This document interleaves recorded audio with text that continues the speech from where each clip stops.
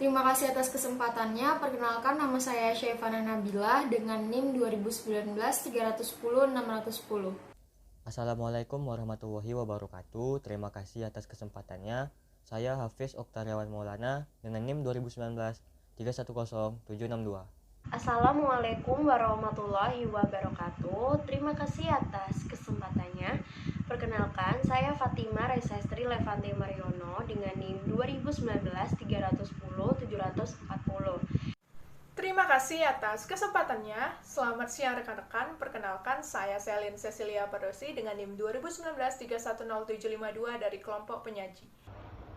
Assalamualaikum warahmatullahi wabarakatuh. Sebelumnya terima kasih atas kesempatannya.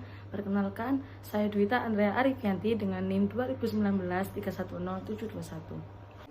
Terima kasih atas kesempatannya. Nama saya Rio Alfon Dendrawan dengan NIM 2019-310368. Baiklah, kami di sini dari kelompok 5 akan membahas tentang chapter 8 mengenai audit planning dan materiality. Perencanaan audit adalah tahap awal dari proses auditing yang sangat menentukan dalam kesuksesan penugasan audit. Rencana audit dimaksudkan supaya menjamin bahwa tujuan dari audit tercapai serta berkualitas, ekonomis, efektif, dan efisien. Oleh karena itu, tahapan perencanaan audit merupakan tahap yang harus menjadi perhatian yang serius dari auditor. Perencanaan audit bukan merupakan salah satu bagian audit yang terpisah dari bagian audit lainnya, namun lebih merupakan suatu tahapan yang berkesinambungan dan berulang yang sering dimulai setelah penyelesaian audit periode sebelumnya dan berlanjut sampai penyelesaian audit dalam periode ini.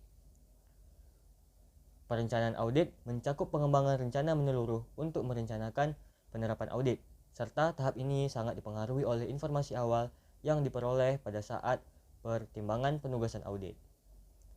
Ada 6 langkah yang harus dilakukan dalam merencanakan audit, yaitu meliputi 1. Penghimpunan pemahaman bisnis klien dan industri klien. Yang kedua, melaksanakan prosedur analitis. Yang ketiga, melaksanakan penilaian awal terhadap materialitas. Yang keempat, mengukur risiko audit. Yang kelima, memajukan strategi audit pendahuluan untuk asersi yang signifikan. Yang keenam, mempersatukan pemahaman struktur pengendalian intern klien. Pada standar audit mengenai aktivitas perencanaan, bahwa auditor perlu menetapkan rencana audit secara keseluruhan yang menetapkan ruang lingkup, waktu, dan aspek audit. Juga memberikan panduan untuk pengembangan perencanaan audit serta audit yang dilakukan secara efektif, dan pastinya akan menghasilkan laporan audit yang lebih baik serta memadai. Karena tahap perencanaan audit merupakan dasar utama untuk menerima klien hingga proses audit. Dalam merencanakan audit juga harus mengerti risiko bisnis klien dan hal-hal yang penting yang mencakup tahap perencanaan audit supaya terlaksana dengan efisien dan efektif. Kebutuhan informasi keuangan yang relevan dan handal bagi para pengambil keputusan seperti manajemen, kreditor, investor, dan pemerintah. Ini menciptakan permintaan terhadap jasa audit yang disediakan oleh akuntan publik. Pelaksanaannya harus direncanakan sebaik mungkin sehingga dapat mengurangi risiko audit, baik hukum maupun penurunan bahkan kehilangan reputasi. Risiko adalah segala sesuatu yang berhubungan dengan situasi di mana terjadi kejadian-kejadian yang terburuk yang menciptakan kerugian finansial dan non-finansial, baik secara langsung maupun tidak langsung. Baiklah, untuk penjelasan yang berikutnya akan dilanjutkan oleh rekan saya. Terima kasih. Baik, saya akan melanjutkan presentasi. Selanjutnya adalah Exit Client and Perform Initial Audit Planning. Initial Audit Planning melibatkan 4 hal, di mana semuanya harus didahulukan dalam proses audit. Dan apa sajakah 4 hal itu? Yang pertama, auditor memutuskan apakah akan menerima klien baru atau terus melayani klien yang ada sekarang. Jika memilih klien baru, tentu auditor harus melakukan investigasi. Kebanyakan KAP akan menyelidiki perusahaan tersebut untuk menentukan akseptabilitasnya. Untuk calon klien yang sebelumnya telah diaudit oleh KAP lain, auditor yang baru diharuskan untuk berkomunikasi dengan auditor sebelumnya atau auditor yang lama. Dan auditor yang sebelumnya diwajibkan untuk merespon permintaan tersebut, tentunya setelah mendapat izin dari klien yang bersangkutan. Lalu jika auditor memilih untuk klien yang berlanjut, setiap tahun banyak KAP yang mengevaluasi klien-klien guna menentukan apakah ada alasan untuk menghentikan audit. Konflik yang biasanya menyangkut ruang lingkup audit yang tepat itu seperti jenis pendapat yang akan diberikan, fee yang belum dibayar, atau hal-hal lain yang dapat menyebabkan auditor menghentikan kerjasamanya. Auditor juga dapat mengundurkan diri setelah menemukan bahwa klien ternyata tidak mempunyai integritas ataupun memperoleh indikasi risiko yang dianggap sangat tinggi. Lalu yang kedua adalah auditor harus mengidentifikasi mengapa klien menginginkan atau membutuhkan audit itu sendiri. Dua faktor yang mempengaruhi resiko audit yang dapat diterima adalah pemakai laporan keuangan yang ingin menggunakan laporan tersebut. Penggunaan laporan keuangan dapat ditentukan dari pengalaman sebelumnya dengan klien serta diskusi dengan manajemen. Lalu yang ketiga, untuk menghindari kesalahpahaman. Auditor harus memahami syarat-syarat penugasan yang ditetapkan klien.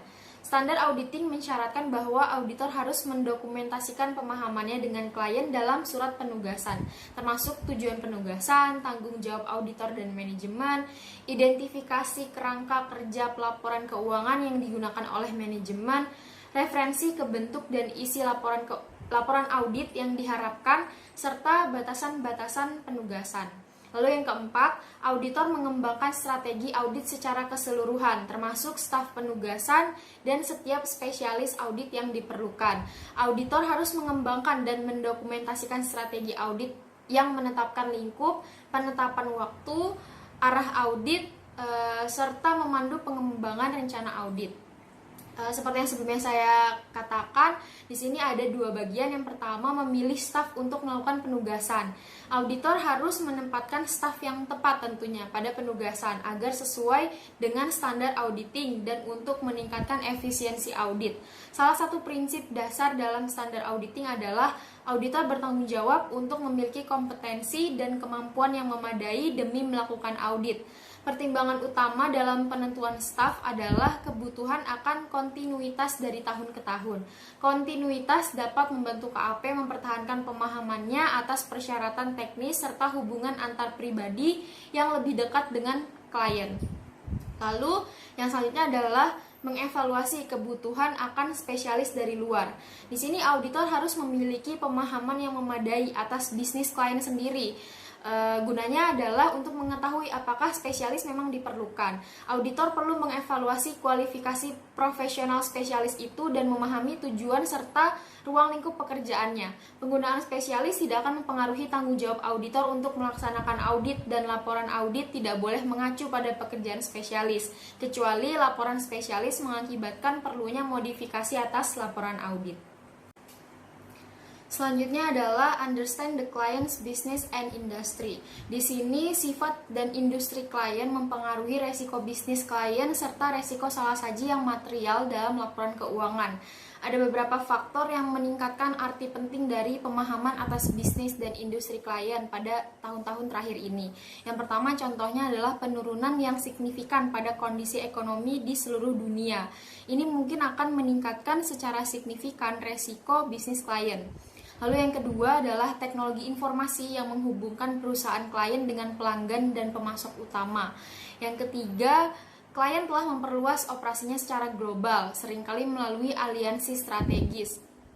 Yang keempat, teknologi informasi mempengaruhi proses internal klien yang meningkatkan mutu dan ketepatan waktu informasi akuntansi. Yang kelima, semakin pentingnya modal manusia dan aset tidak berwujud lainnya telah meningkatkan kerumitan akuntansi serta pentingnya penilaian dan estimasi manajemen. Lalu yang terakhir, yang kelima, banyak klien yang mungkin telah berinvestasi dalam instrumen keuangan yang lebih kompleks. Di sini, saya akan melanjutkan penjelasan dari rekan saya yang sebelumnya mengenai materi kita pada hari ini. Kali ini, saya akan menjelaskan kepada rekan-rekan mengenai prosedur analitis. Apa sih yang dimaksud dengan prosedur analitis? Prosedur analitis adalah evaluasi informasi keuangan yang dilakukan dengan mempelajari hubungan logis antara data keuangan dan data non-keuangan, meliputi perbandingan jumlah-jumlah yang tercatat dengan ekspektasi auditor. Ada 3 tahapan dalam prosedur analitis. Yang pertama yaitu tahap pendahuluan atau tahap perencanaan dengan tujuan yang pertama, memahami bidang usaha atau industri klien. Yang kedua, menilai kelangsungan hidup perusahaan. Yang ketiga, mengindikasikan adanya kemungkinan salah saji, dan yang keempat yaitu mengurangi pengujian rinci. Dan tahapan yang kedua yaitu tahap pengujian dengan tujuan mengindikasikan kemungkinan adanya salah saji serta mengurangi pengujian rinci. Dan tahapan yang terakhir yaitu tahap penyelesaian dengan tujuan yaitu mengindikasikan adanya kemungkinan salah saji serta menilai kelangsungan hidup perusahaan.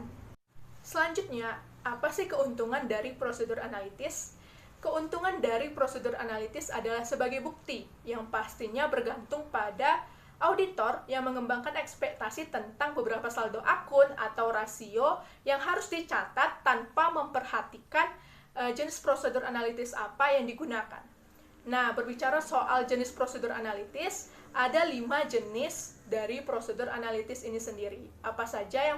Yang pertama yaitu menganalisis data klien dengan data serupa pada periode sebelumnya.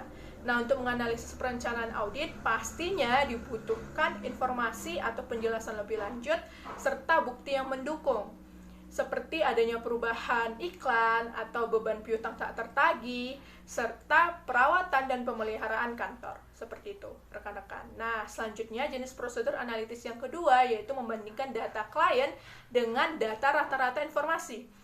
Nah, jenis prosedur analitis ini merupakan salah satu yang digunakan untuk mengatasi keterbatasan rata-rata informasi, serta juga dilakukan untuk membandingkan data klien dengan data satu atau lebih perusahaan yang menjadi tolak ukur dalam industri.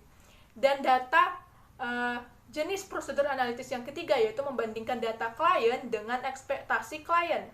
Nah, kebanyakan perusahaan menyediakan anggaran untuk berbagai aspek operasional dan juga hasil keuangannya. Nah, oleh karena itu, auditor seharusnya lebih memperhatikan perubahan yang signifikan antara keuangan yang dianggarkan dengan saldo atau akun yang sebenarnya, karena kemungkinan salah saji yang sangat potensial. Seperti itu, rekan-rekan. Nah, selanjutnya, yang keempat yaitu membandingkan data klien dengan ekspektasi auditor ini sendiri. Nah, pada umumnya, perbandingan umum lainnya yaitu terjadi ketika auditor ini menghitung saldo yang diharapkan dengan saldo yang sebenarnya. Seperti itu, rekan-rekan. Dan yang terakhir yaitu membandingkan data klien dengan data-data informasi non-keuangan. Dan yang perlu kita ketahui, dan ini sangat penting ya rekan-rekan, bahwa kepentingan utama dari penggunaan atau pemanfaatan data keuangan itu sendiri adalah keakuratan data informasi non-keuangan itu sendiri. Nah, sekian yang dapat saya jelaskan. Untuk selanjutnya akan dilanjutkan oleh rekan saya. Terima kasih. Di sini saya akan menjelaskan mengenai konsep materialitas terhadap audit. Nah, materialitas sendiri merupakan besarnya nilai yang dihilangkan atau salah saji informasi akuntansi yang dilihat dari keadaan yang melingkupinya, dapat mengakibatkan perubahan atas atau pengaruh terhadap pertimbangan orang yang meletakkan kepercayaan terhadap informasi tersebut karena adanya penghilangan atas salah saji itu. Untuk konsep materialitas sendiri yaitu menunjukkan seberapa besar salah saji yang dapat diterima oleh auditor agar pemakai laporan keuangan tidak terpengaruh oleh salah saji tersebut. Materialitas sendiri mengukur apa saja yang dianggap signifikan oleh pemakai laporan keuangan dalam membuat keputusan secara ekonomis. Nah, untuk konsep materialitas sendiri mengakui bahwa hal-hal tertentu terpisah maupun tergabung penting untuk membuat keputusan ekonomis berdasarkan laporan keuangan tersebut. Oleh sebab itu, materialitas secara menyeluruh ditentukan sepenuhnya dalam hubungan oleh pemakai laporan keuangan. Nah, untuk tanggung jawab auditor sendiri itu untuk mengurangi sampai tingkat rendah yang tepat profitabilitas bahwa gabungan salah saji yang tidak dikoreksi dan yang tidak ditemukan dalam laporan keuangan melampaui angka materialitas menyeluruh. Dalam materialitas ada yang namanya performance materiality. Performance materiality merupakan memungkinkan auditor untuk menentukan angka materialitas berdasarkan dengan materialitas menyeluruh tetapi lebih rendah dari materialitas menyeluruhnya, yang mencerminkan bahwa penilaian resiko untuk berbagai area atau unsur laporan keuangan itu. Angka yang lebih rendah ini menjadi penyangga pengaman antara performance materiality atau materialitas pelaksanaan dan juga overall materiality atau materialitas menyeluruh. Nah, untuk materialitas sendiri dapat dibedakan atau dibagi menjadi dua golongan. Yang pertama ada materialitas pada tingkat laporan keuangan dan yang kedua ada materialitas pada tingkat saldo akun. Untuk materialitas pada tingkat laporan keuangan yaitu di mana auditor menggunakan materialitas dalam perencanaan auditnya dengan membuat estimasi materialitas karena hal ini dapat memberikan hubungan terbalik. Terima kasih atas kesempatannya. Saya Dwita Andrea Arifianti dengan 3 NIM terakhir 721. Selanjutnya adalah penilaian awal untuk pertimbangan materi. Jadi, standar audit mengharuskan auditor untuk memutuskan jumlah gabungan pernyataan salah dalam laporan keuangan yang akan mereka anggap material di awal audit saat mereka mengembangkan strategi keseluruhan untuk audit. Hal itu disebut sebagai penilaian awal tentang materialitas. Penilaian pendahuluan ini tentang materialitas karena meskipun pendapat profesional itu dapat berubah selama keterkaitan. Pertimbangan ini harus didokumentasikan dalam file audit. Pertimbangan awal tentang materialitas ini untuk laporan keuangan sebagai keseluruhan adalah jumlah maksimum yang diyakini auditor pernyataan bisa salah saji dan masih tidak mempengaruhi keputusan yang wajar pengguna. Pertimbangan ini merupakan salah satu keputusan terpenting yang dibuat oleh auditor dan membutuhkan kebijakan profesional yang cukup besar. Adapun langkah-langkah dalam menerapkan materialitas. Langkah-langkah tersebut yaitu langkah pertama mengatur materialitas untuk laporan keuangan secara keseluruhan dan langkah kedua menentukan pertunjukan materialitas. Langkah ke-1 dan langkah kedua ini masuk ke dalam perencanaan tingkat tes. Selanjutnya yaitu langkah ketiga. Langkah ketiga adalah estimasi total saji di segmen. Kemudian langkah keempat, perkiraan digabungkan salah saji. Dan untuk langkah kelima, bandingkan gabungan perkiraan dengan pendahuluan atau penilaian direvisi tentang materialitas. Dari langkah 3 sampai langkah 5 ini masuk ke dalam mengevaluasi hasil. Kemudian, auditor menetapkan penilaian awal tentang materialitas untuk membantu merencanakan bukti yang tepat untuk dikumpulkan. Semakin rendah jumlah dolar dari penilaian awal, semakin banyak bukti yang diperlukan. Selanjutnya adalah beberapa faktor mempengaruhi pertimbangan awal auditor tentang materialitas untuk suatu kumpulan laporan keuangan. Jadi selama audit dapat mengubah penilaian awal tentang materialitas. Hal ini disebut sebagai penilaian yang direvisi tentang materialitas. Auditor mungkin melakukan revisi karena adanya perubahan salah satu faktor yang digunakan untuk menentukan penilaian awal, yaitu seperti auditor memutuskan bahwa pertimbangan awal adalah terlalu besar atau terlalu kecil. Jadi, beberapa faktor yang mempengaruhi pertimbangan awal auditor tentang materialitas untuk suatu kumpulan laporan keuangan yaitu yang pertama ada materialitas adalah relatif dan bukan konsep absolut. Sebuah salah saji dari besarnya tertentu mungkin material untuk perusahaan kecil, sedangkan pernyataan salah dolar yang sama bisa menjadi tidak material untuk perusahaan besar. Hal ini membuat tidak mungkin untuk membangun pedoman nilai dolar untuk penilaian awal tentang materialitas yang berlaku untuk semua klien audit. Yang kedua, ada tolak ukur diperlukan untuk mengevaluasi materialitas. Hal ini karena materialitas itu relatif, maka perlu memiliki tolak ukur untuk menetapkan apakah salah saji bahan. Aba bersih sebelum pajak sering menjadi tolak ukur utama untuk memutuskan apa bahan untuk bisnis yang berorientasi pada keuntungan karena dianggap sebagai item informasi penting bagi pengguna. Yang ketiga, ada faktor kualitatif juga mempengaruhi materialitas. Jenis salah saji tertentu adalah cenderung lebih penting bagi pengguna daripada yang lain, bahkan jika jumlah dolar adalah sama. Contohnya seperti jumlah yang melibatkan penipuan biasanya dianggap lebih penting daripada kesalahan yang tidak disengaja dengan jumlah dolar yang sama, karena penipuan mencerminkan kejujuran dan keandalan manajemen atau personil lain yang terlibat. Misalnya, kebanyakan pengguna menganggap salah saji persediaan yang disengaja lebih penting daripada kesalahan administrasi dalam persediaan dengan jumlah dolar yang sama.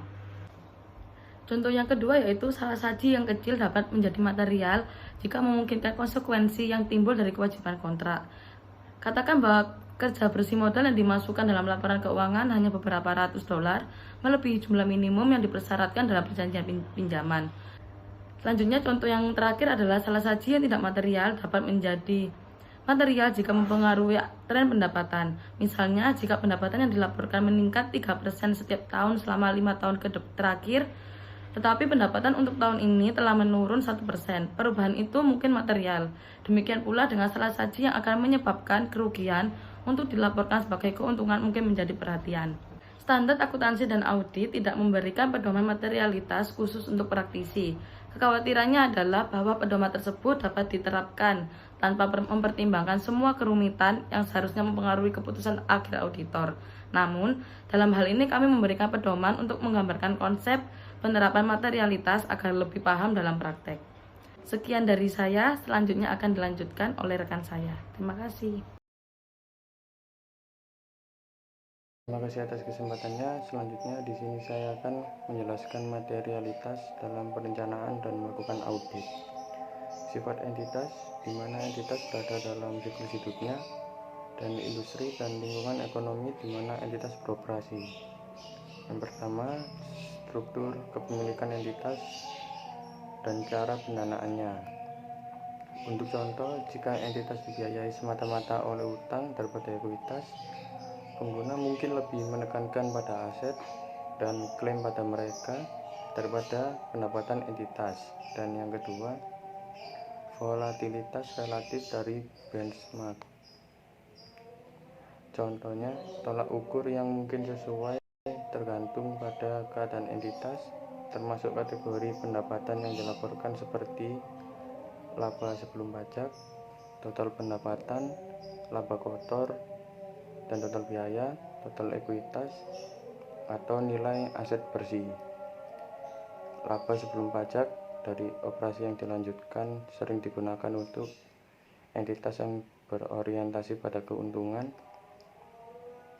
Ketika laba sebelum pajak dari operasi yang dilanjutkan adalah tidak stabil, tolak ukur lain mungkin lebih tepat seperti laba kotor atau total pendapatan.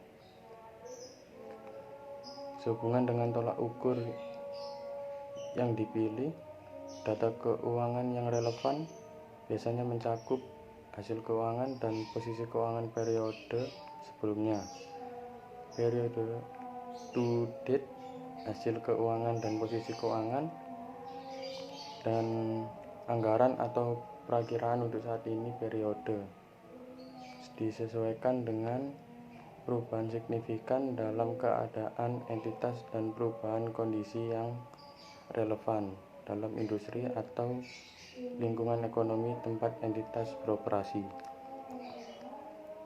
Materialitas berkaitan dengan laporan keuangan yang dilaporkan oleh auditor, di mana laporan keuangan disusun untuk periode pelaporan keuangan lebih atau kurang dari 12 bulan, seperti yang mungkin terjadi pada entitas baru atau perubahan dalam periode pelaporan keuangan.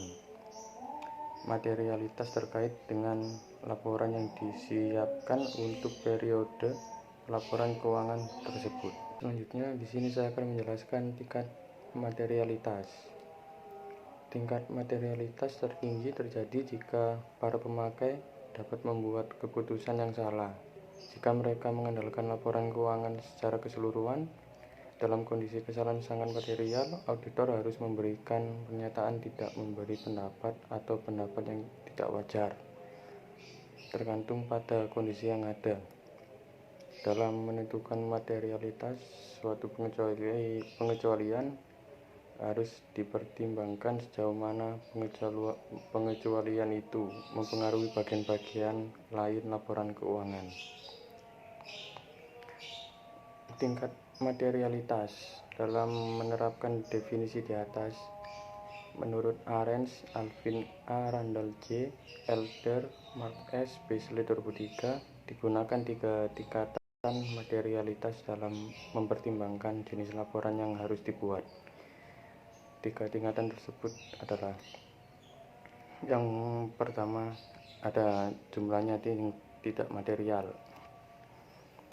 Jika salah saji dalam laporan keuangan tetapi cenderung tidak mempengaruhi keputusan pemakai laporan, salah saji tersebut dianggap tidak material.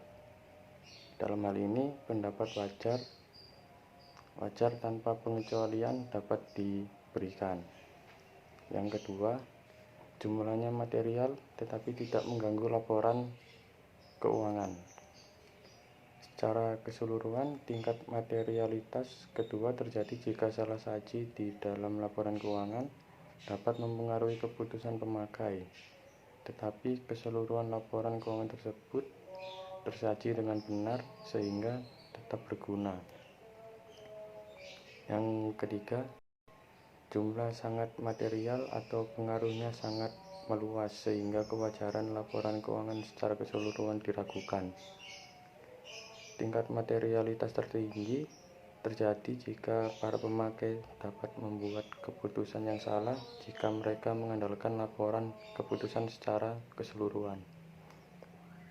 Dalam kondisi kesalahan sangat material, auditor harus memberikan pernyataan tidak memberi pendapat atau pendapat tidak wajar, tergantung pada kondisi yang ada. Dalam menentukan materialitas, suatu pengecualian harus dipertimbangkan sejauh mana pengecualian itu mempengaruhi bagian-bagian lain laporan keuangan. Terima kasih.